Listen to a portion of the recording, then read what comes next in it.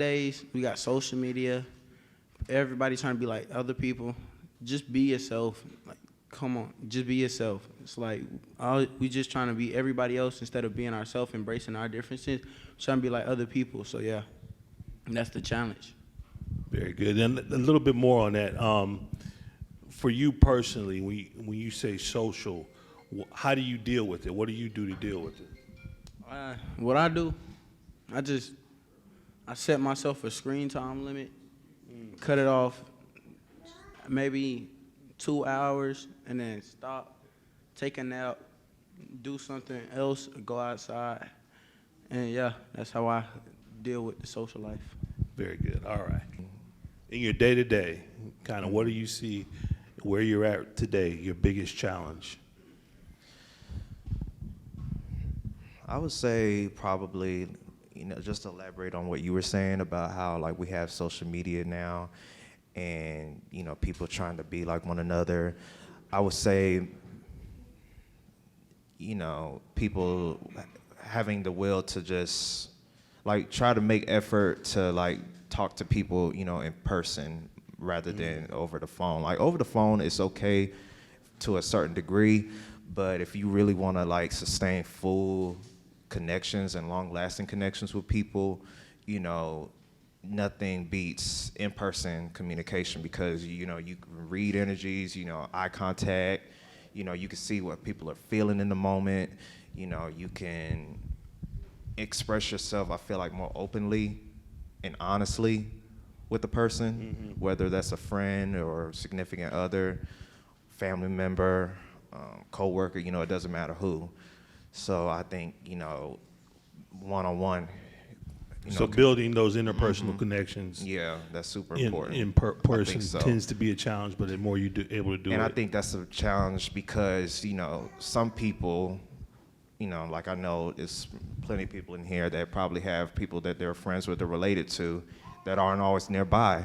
So sometimes they have no choice but to talk on the phone or DM, social media from like different states or different countries, and they're not nearby, so they have to do that.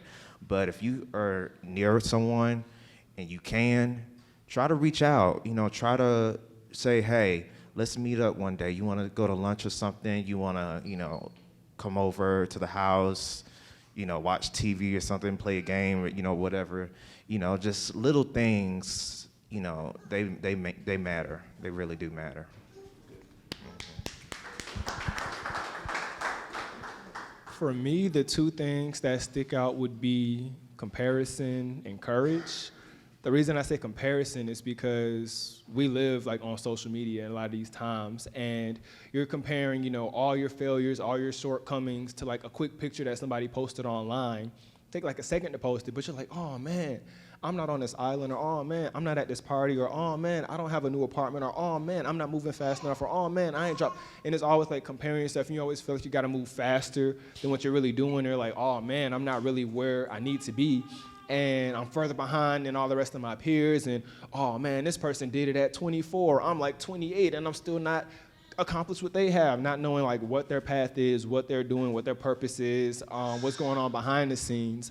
But that comparison is still there because you're seeing it, and it's like you see it, and like that's one of the first things that come to mind is, hey, I like it, I'm happy for you, but what am I doing? So I would say that's one of the big things that come to me is comparison, and then the second one I would say is courage, because it takes a lot of courage to do a lot of brave things, and a lot of times in today's world, it's a lot of gunplay going on. People dying frequently, and it's like, oh, I want to be a leader, but you look at a lot of the leaders that we have, a lot of them are dying really early. If you look at Dr. King and Malcolm X and Jesus and Nipsey Hussle and a lot of these other people that want to do these strong, powerful, leaderful, and be a leader, they're dying in like their mid-30s. And it's like, oh man, well, do I really want to, be out there and try to be the change that I want to see? Because I also want to see the change that I'm trying to have happen. And sometimes it's like that push and pull. It's like, oh man, I want to be out here. I don't want to be too far out because then, like, what if somebody try to off me? And it's like, well, then I don't want to make sure I'm not, I don't want to not live up to my purpose and just have all this potential when I pass away, whenever that is. So it's like that kind of pushes me a little bit past trying to just sit there. But I would say those are the two biggest things right now that I face. Was just be that comparison game, and then the courage to actually put yourself out there.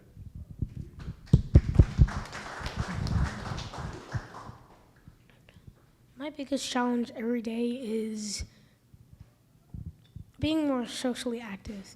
I can speak in front of crowds full of hundreds of people, but I cannot normally have a one-on-one conversation without getting nervous in some type of way. It's hard doing that. It's hard doing that. I can do that. It's hard doing that with like strangers, or like I have trouble like ordering a simple order at a fast food restaurant. And most of the time I can talk regularly in front of my friends, but it took about 2 years to be able to do that. I made my first friend at my school in 3rd grade.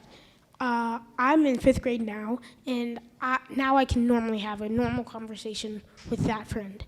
And I'm not gonna say I've always been socially awkward. I think it's just I've never had. I'm not an only child, but my sister, she lives in Pennsylvania, and besides her and my friend Ashton, who also lives in Pennsylvania, I've never really had anyone else to talk to that is near my age in my area, because most of the kids who live in my neighborhood, they live 1, 2, 3 blocks away, and they're always either grade up or 2 grades below me. All right, thank you. Shout out to Quince, man. Appreciate you for being up here, bro. No, we need that perspective. I think what I've heard so far on the panel is a lack of connection. And what I think has happened is technology, our technological advances in connectivity has ruined our connectedness. And so Say that. we sometimes don't even see or hear each other unless it's through a screen. So there's things that don't get activated in what happens when we just went through the room and dapped each other up. And that sense of feeling that you get some kind of way, there's no way a double tap on the screen, I don't care how many times you get it, is going to equate to that embrace that this stranger of a black man that I haven't met, but I needed his energy, and you ain't gonna get that from no screen. I think it's called a screen for a reason. It blocks things out. They're called filters for a reason. They block things out. Everything doesn't get in because of the screen. You know what I mean? And so I think that is one of the things that needs to happen, is we need to create more therapeutic environments like this. So the therapeutic environments makes it where people willingly come in because they know that they'll be embraced, they know that they'll be heard, they know that they'll be seen. And these are things that might not be happening in the household for whatever socioeconomic reasons that could be going on. If the lights ain't on, or we trying to figure out how to make sure we not getting evicted every month, then there's no way that you can be as connected as you need to be because you're under so much duress. And so that's where the resources comes in. So you got the connectedness of the community that we need. And so then we need spaces like the YMCA, who allows us to use this as a space for us to come together, and whoever is responsible for this, I don't know, this is my first day. I know I heard something about the 100 Black Men, but whoever it is, I appreciate you for creating this space so we can hold this space, so we can be around each other to discuss this and actually connect. Because we're listening to the young brothers right now, and they all pretty much said the same thing in their own way. I'm on a screen, but I'm not feeling the connection that is an absolute need for human beings, period. We like the only mammal that can't do nothing until it's time. Like horses are born, they walking in 5-10 minutes. You know what I'm saying? Elephants the same way. You got to be connected to your mama for almost at least a year before you can start wobbling on your own. So we need other people. We not able to live in isolation. That's impossible. They punish prisoners with isolation. Think about that. They put them by themselves in solitary confinement as a punishment on top of the punishment that they already had. They go to show you how diabolical it is for you to sit alone all the time. We need each other. So when the brothers say unity, it's biologically that we actually need unity and we need connection and we need attention. We need these things. You see the babies don't ask for it, they demand it until we shut them down so much that they ignore trying to get it. And we call that maturing, but what it really is, he said, let them have time and space to grow. What they're asking for is to develop. But if we cut off our connection to them, it's gonna cut off their development. It's going to stagnate the development. So you can't be so old and so out of touch that you can't touch these young brothers, because then that's what they actually need and they're seeking it. And then when we don't give it to them, they act out and we call it crime.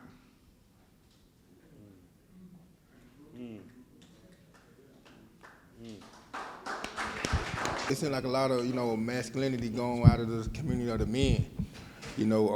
Like he was saying about social media, especially with, our race, they will, put us up there, label us, and you see, them, trying to present ourselves, as women. A lot of masculinity has been going out of community because of, what these kids are seeing, on social media, what they're advertising. What they're advertising now. So, to me, that's one of the biggest things that's going on, with the community, the social media, and, the masculinity is gone, pretty much out of the community because of, how society is, portraying everything. My uncles and my dad and stuff like that, it was, they were hard-nosed, tough and, taught, me and people around us, how to be men. Now, since the community is so messed up, it's, mamas mostly raising, the guy to try to be men, and that's kind of a terrible thing. And us young men are following what we see on social media, and that's not the right thing. They'll see a rapper, go put on a dress on, and they'll think that's cool. They'll see Thug carrying a purse, I'm gonna go get one too, but that's for entertainment purposes. So, the biggest thing is, man, is just the social media, and we just need to get the masculinity back in the community. Yes, he is very right, because a lot of this generation, they have been brainwashed with, they have to support the because the internet bullies them into doing it. It's not like they're saying, okay, I'll do it because I want to. They're being bullied. Like if someone says, I don't support this, they will be bullied by that community until they support that. And this happens almost every other day. And it's not talked enough on any platform. People are just trying to state their opinion, and if they do it wrong or in any other way than how other people want them to do it, they will be bullied into believing something else. I feel like our community as a whole is leveraging social media in all the wrong ways. Posting pictures of food and what we got just purchased for likes and comments. Like, advertisers are leveraging social media to make money. And we got all these issues about why we can't generate an income for our families to take care of ourselves. But just like he said, it only takes 1 second to take a picture on an island or you in front of a car that ain't yours to make it seem like you're doing more than what you're already doing. Advertisers and marketers are doing it on social media and driving the influence so that y'all can think y'all moving slower, so that y'all can think y'all inadequate. And because you falling into that trap and not using social media for what you can use it for, you're gonna feel like a victim. You're gonna feel like less of a person, like you inadequate, and all those negative terms that y'all just talked about on the panel. you're gonna feel that way. But if you use it in a way to find a way to generate an income, if you know how to make hot dogs real good, and you just take pictures of your hot dogs all day with different types of toppings on it, people gonna see it and find it interesting, and they might wanna buy it. So instead of leveraging social media for friendships and likes and comments, find creative ways to use it to bring money into your household. Because that's what the advertisers are doing. It's the new TV. On TV, after every break on the TV show is a commercial. And that commercial is selling you something, or at least trying to. On social media, after every 2 or 3 posts, it's a sponsored post. They're trying to sell you something. It's the new place for advertising. So use it for your own personal advertisement. If you know how to cut grass real good, take pictures of your work and only post pictures about cutting grass. So when a person come to your page, they know that's the lawn care man. That's the man cutting the grass. Instead of posting pictures of things you like or things that you're trying to attract, maybe a woman or whatever it is that you might be trying to attract you some money. Get some likes for something that's gonna bring you some cash. This isn't like, something that's educating me. This is more lustful, like when I looked at it and I saw this come across my timeline. I hit their story or I go to their page and I'm like, what are they doing? Like, is this all they do, just post thirst traps the whole time? Or is it like, oh, okay, well, this person, they're getting their master's degree. They just happen to be on vacation with their cohort members. Okay, cool, that'll get a pass because you're still educated. You're just a baddie. That's not my fault. That's not your fault. Cool, so that'll get a pass. But if it's just full of thirst traps, all right, well, now I'm doing the next trend. All right, I don't need that because you're not going to add no value, so I unfollow that. So I feel you on that for sure. Can I touch on that one time real quick? So it's programming. That's what's happening on social media. That was happening on TV prior to social media. Advertisers know to go where programming is, where the eyes are. So advertisers are gonna go wherever the attention is. And so because social media has such a programmed algorithm, it draws you in. This is an actual psyop. It's a psychological operation, social media. You probably got 20 to 50 apps on your phone, but none of them draw you in like your social media does. Like you probably got some productivity apps on your phone, but you probably don't go to it as much as you would like. You probably on social media every time. And so when you go to that screen time app, the screen time app will show you how much time you spend on social media versus productivity apps and versus other apps, and you see that you continuously get drawn in by the algorithm or the programming that's taking place on social media. So they actually are depressing you on purpose. You understand what I'm saying? They actually are, because they want to keep you there. And this whole scrolling thing, it's a psychological operation. So you got to put a screen time on it. I got a screen time on mine as well. You have to take some type of agency, control, or autonomy over the device because the device has been designed to keep you in it. Those sponsored posts, they got something to do with something you said yesterday. So it's going to catch your attention. It's going to draw you in. And so when you start looking at the programming that's happening haphazardly to you, what we should do in intentionality is create more positive programming that kids can have access to, that we can have access to. But it's like when from what you said, when we was coming up, you don't see as many kids outside anymore, so it really caused more health problems too, because all you do is being in the phone. See, we was 7, 8, 9, 10, 11 years old, we would be pretty much be outside all day. Shoot basketball, doing this, doing that. Now, some people get barely get their kids to go outside now. Because of the program. They own games, they own. But see, okay, so I coach basketball, bro. If I get outside with my nephews and them and bring them outside, they outside with me. You understand what I'm saying? So I'm saying these are the things that they up against, but we have some personal responsibility as leaders in the community to go grab one of those young boys and say, hey, look, bro, you want to come throw a football? They might not want to throw the football all day. He probably want to get back to his game at some point, but I'm going to take him where I'm going. You know what I'm saying? And that's how he going to get off the algorithm, how he going to get off the computer. That's how he been punished. That's how being rewarded. That's how, man, they been up with these iPhones been out for 15, 20 years now. They 15 years old. You understand what I'm saying? They'd be in the 10th grade if they was real life. So like you have to actively go get those kids if you want to see a change, even just the ones around you. If you want to throw a football, go throw a football with them. You know what I'm saying? Like you got to engage with them. Other than that, they're going to be engaged. They look at the algorithm for engagement. That's what it's designed for. But I just want to pose a question. Where would we be if us as a community did not participate in social media? Where would the families be? Where would our kids be? Where would social media be if we didn't participate? What if we were more leaders and less followers? A way more productive world, and maybe we'd even be ahead in our resources, but then you have to go with the downfall if that is true. You have to see that social media can be productive and it can be disproductive.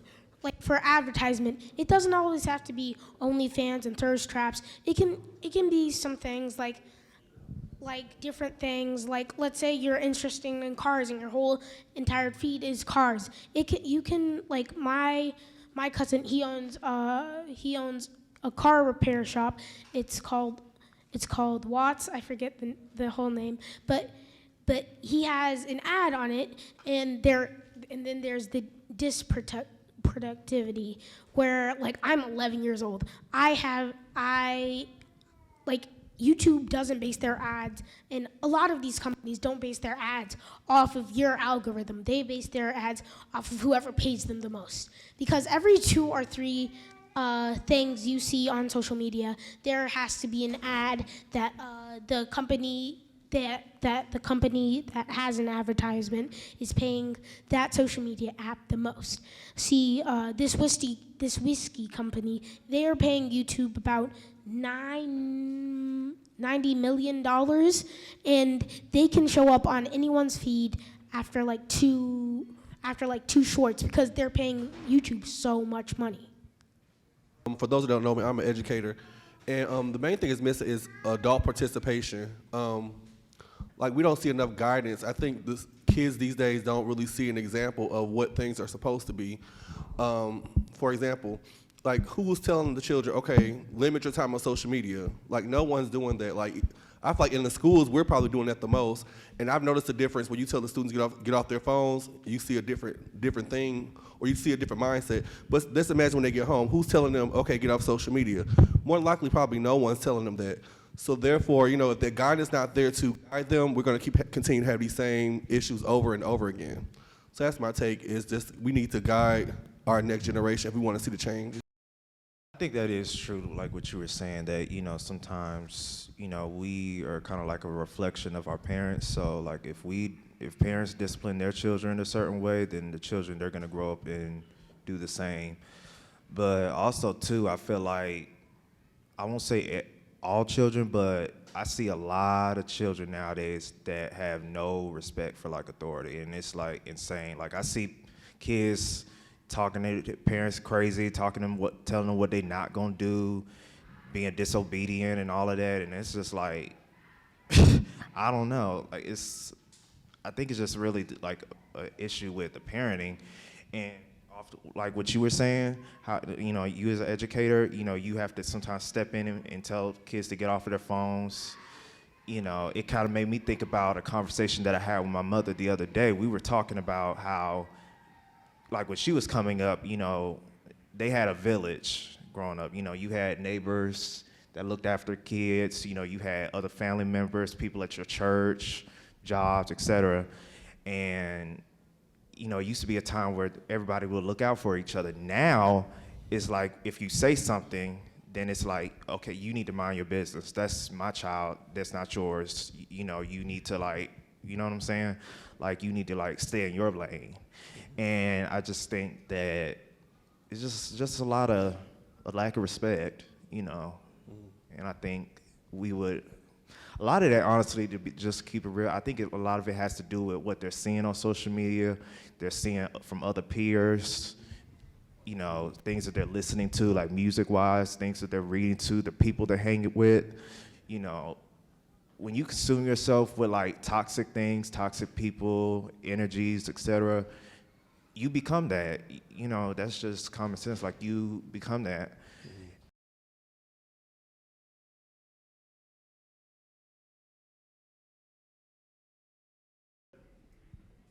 All right, this is our brother Jamal. He's new to the lab, fresh from coming home, right?